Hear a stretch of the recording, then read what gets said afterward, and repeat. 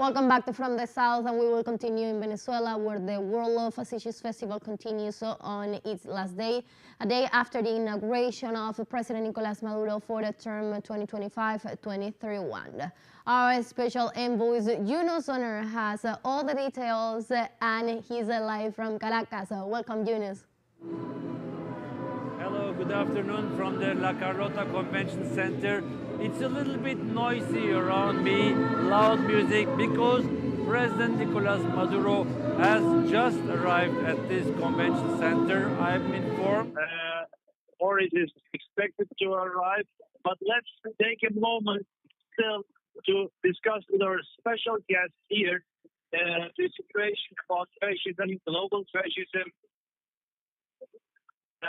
And we have a guest here that is from Greece. We have the guest Haris Dolios. Thank you very much for joining us. Fascism is a huge topic in Europe as well. How do you perceive fascism from a Greek perspective? Well, Greece is known for its democracy, for its ancient times, but in modern times, Greece has been a victim of fascism. It has been a victim of Nazi German occupation and their collaborators and military dictatorships later. So we have a very clear outlook on fascism and the imposing of imperialism and fascism in Greece from abroad. Now in Europe, there's an emerging far right which has totally new characteristic. They are trying to hide and abolish their neo-fascist roots, but still they support anti-immigration, Zionism, racism, xenophobia, Islamophobia, machismo, sexismo, and so on. So at this moment, I think that this Congress is really inspiring. That was exactly what I was going to ask you about. How was your impression about this international, anti-fascist international?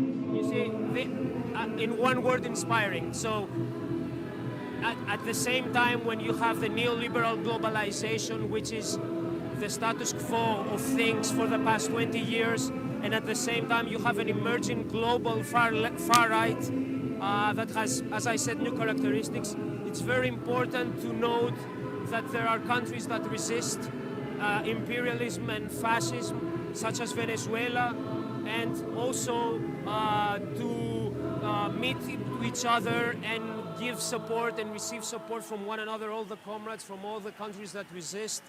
And I mean, I can only say that I've gained so much, and I've gained so much courage from this Congress. And we welcome the hospitality. Thank you very much. Thank you very much.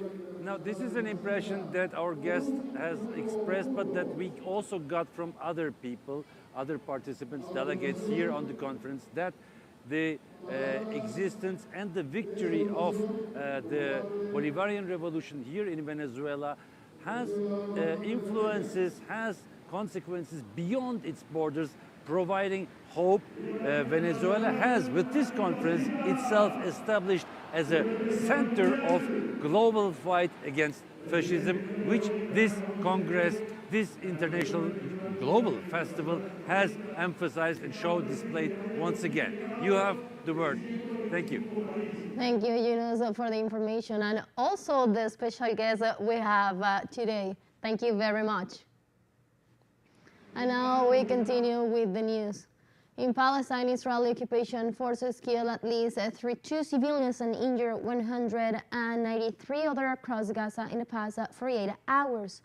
Spokespersons for Gaza Civil Defense said that Israel aims to kill as many civilians and medical personnel as it continues its devastating war. In this context, 3 Israeli military infantry battalions will be sent to reinforce troops numbers in the north of the occupied West Bank.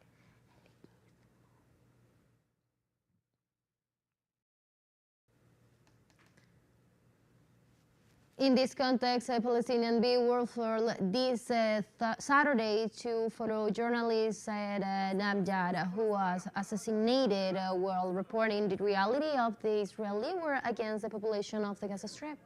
The Palestinian Journalists Union has called on the international community and world organizations to put pressure on Israel to stop its aggressions in the coastal enclave. Moreover, they reiterate their commitment to continue reporting the truth and exposing the crimes of the occupation. According to their government media office in the Gaza Strip, since some 203 journalists have been killed by Israel since October 7, 2023. This is a known policy used by the Israeli occupation. Israel, cannot rest as long as Palestinian journalists continue to expose its crimes to the world. We, as journalists, are demanding the protection that is supposed to be a guaranteed. We wear a press vest, yet we still find no protection or an environment conducive for us to do our job. We are being directly targeted, as it was the case with Said and many other colleagues who were martyred over the past 15 months of this Israeli war. In Palestine, a body was recovered after Israeli shelling in the town of Kusaha, east of Khan Yunis in the southern Gaza Strip. Moreover, several bodies have disappeared as a result of the melting due to the amount of explosives fired by Israeli army. In the first 9 days of 2025, Israeli forces killed estimate 490 Palestinians.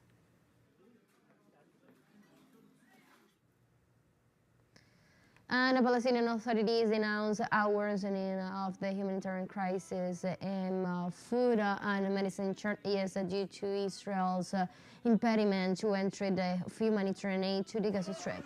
The United Nations organization warns that the war in the Gaza Strip has a catastrophic impact on children and their families because they do not have safe spaces to seek shelter.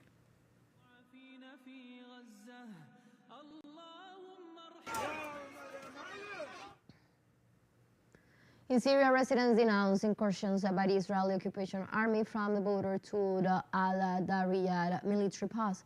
Israeli occupation entered villages in southwestern Syria with tanks, column, and trained the abandoned facilities of the Syrian Southern Army Tanks Brigade in Quneitra. According to the civilian testimony, Israeli armored vehicles and bulldozers began rising and flattening the land to create a military road and facilitate the Saudis' invasion of the territory.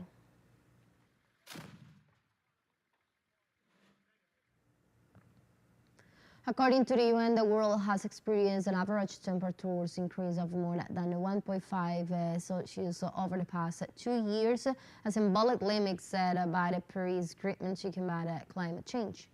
The Copernicus European Climate Observatory has confirmed that 2024 was the warmest year since records began in 1850. According to UN Secretary General Antonio Guterres, the situation calls for drastic climate actions.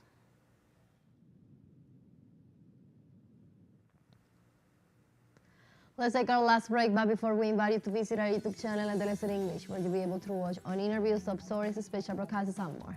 Hit the subscribe button and active the notification bell to stay up to date on the world's most recent events. One financial break, don't go away.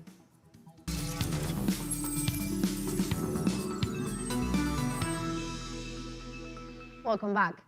In South Korea, thousands gathered on Saturday in rival demonstrations in the capital as investigators prepared another attempt to arrest impeached President Yoon Suk Yeol over his short-lived martial law decree. The rallies take place despite freeze interpreters in Seoul after the president received an arrest last week. Young faced criminal charges of insurrection for ordering the seizure of the National Parliament on December 3, 2024, to unsuccessfully prevent deputies from voting against the martial law promoted by the executive. The court set January 14th as the date for the beginning of the trial of the head of state, which will take place even in his absence and from which he could be sentenced to prison or even death.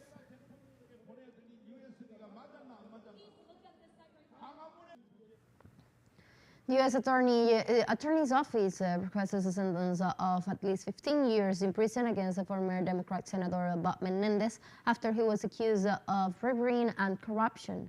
The demand of the U.S. Attorney's Office comes after Menendez was found guilty on July 16, 2024 of the 16 charges against him. According to the document presented to the court, the U.S. politician abused his power as a senator, damaging the public trust and involved another officials in his acts of corruption. For his part, Menendez pleaded not guilty of all charges, and as occurred to delay his sentencing until the trial of his wife is completed for the same cases.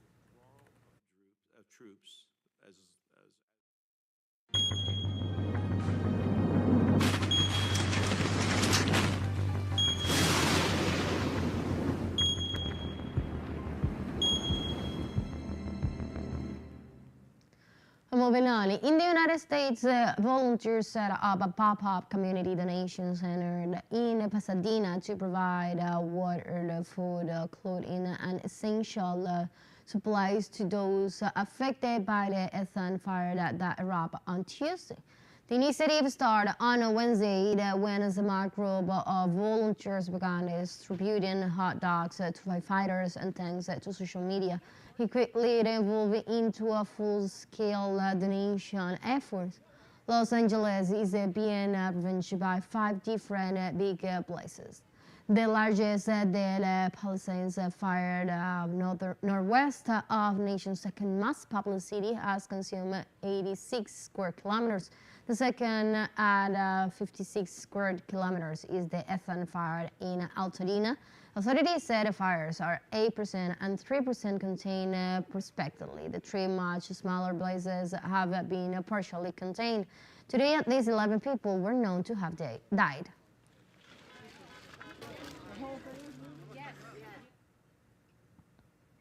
Russia Defense Ministry said that approximately 13,370 Ukrainian soldiers were killed in the last week.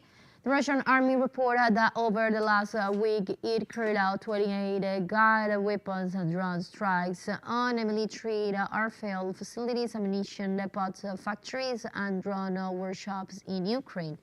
The Russian Northern Force Group said it continued the destruction of Ukrainian troops in the Russian Kursk region, where Ukrainian forces lost over 2,835 soldiers. Russian units advanced deep into the Ukrainian defenses and liberated the Dashkinkiev town in Donetsk region.